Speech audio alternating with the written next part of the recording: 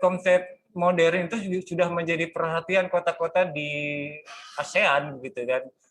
Ya saya baru tahu ternyata seperti Filipina juga sedang membuat kota masa depan, kota baru dengan deklaknya itu. Di Malaysia ada Medini gitu ya. Jadi bahkan itu dikomparasikan Pak Rektor. Bagaimana dengan wajah IKN baru Indonesia di Kaltim dengan deklak di Filipina dan dengan Medini di Johor Baru Malaysia.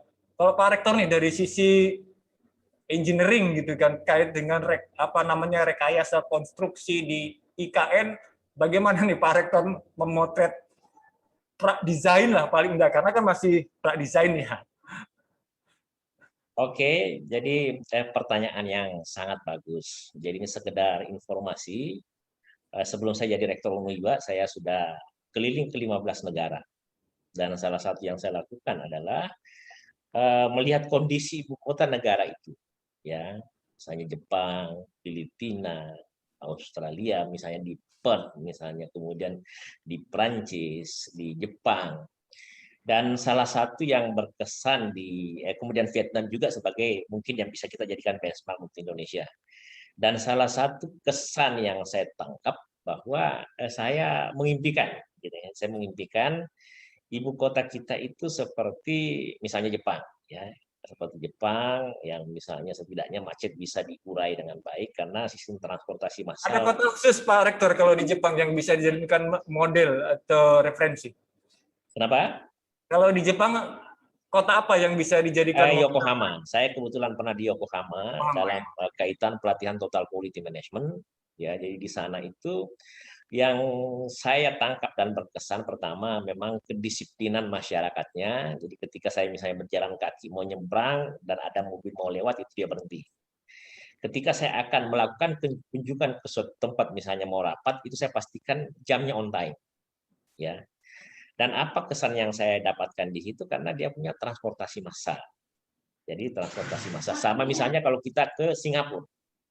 Kalau kita ke Singapura, karena dia punya transportasi massal juga kita tidak was-was bahwa kita akan tiba on time. Makanya kalau itu saya jadikan benchmark dengan IKN, saya mau begini sebenarnya. Salah satu yang harus disiapkan itu jauh sebelumnya adalah transportasi massal untuk IKN. Itu harus ada semacam persiapannya gitu. Karena kalau tidak pasti macet akan tetap terjadi. Nah, sebagai benchmark juga, saya kebetulan ke Vietnam pernah. Salah satu yang berkesan di sana itu kadang-kadang banyak lapangan yang luas, kemudian ukuran rumah yang terbatas malah ke atas. Nah, itu menarik bagi saya. Jadi kalau saya maunya kayak IKN kita itu ya sudah ditata sedemikian rupa sampai detail. Kota kita itu IKN itu harus misalnya kota yang berbasis industri 4.0 atau society 5.0 atau sama dengan ketika Mahathir Mohamad berpikir pertama kali untuk bikin wali kota di Johor Bahru, ya kan?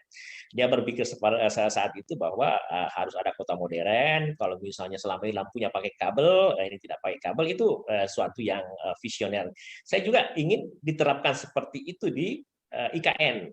Sama misalnya di Singapura. Dulu Singapura waktu belum ada transportasi massal memang berjuang keras. Sekalipun itu mahal, kita harus bahu-membahu, kita harus bikin konsep kota ini harus untuk 100 tahun ke depan, jangan misalnya 20 tahun ke depan atau hanya sekedar membangun kemudian lupa kenapa kita meninggalkan ibu kota Jakarta. Nah, itu barangkali. Ada sangat banyak contoh-contoh negara di dunia yang bisa kita jadikan acuan. Intinya, kalau kita bicara jangan macet, maka transportasi massal adalah solusinya. Itu salah satu solusinya. Jadi memperbaiki sistem transportasi.